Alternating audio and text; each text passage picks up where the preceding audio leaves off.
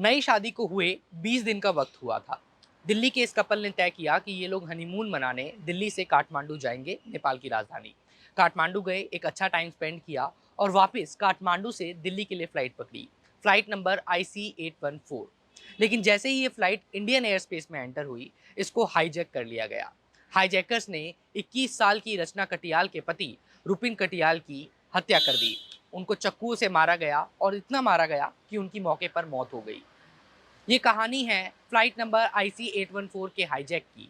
साल 1999, 24 दिसंबर।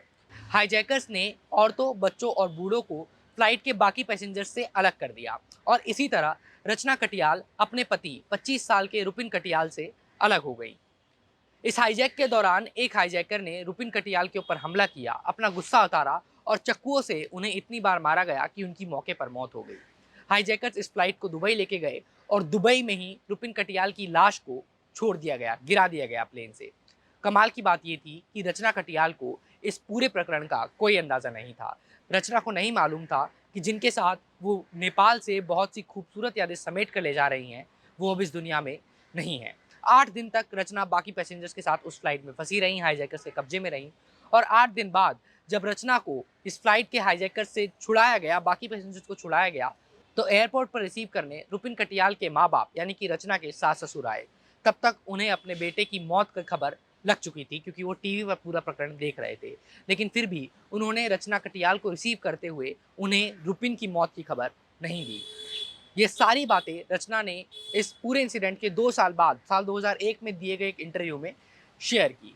कुछ दिन बाद जब रचना को नहीं पता चला कि रुपिन की बॉडी कहाँ है, किस जगह, किस अस्पताल में उनका इलाज हो रहा है, तो फाइनली जाकर रुपिन के पिता ने यानी रचना के ससुर ने उन्हें रुपिन की दीवार पर टंगी हुई तस्वीर की ओर इशारा किया और बताया कि यही रुपिन की आखिरी याद हमारे बीच में मौजूद है।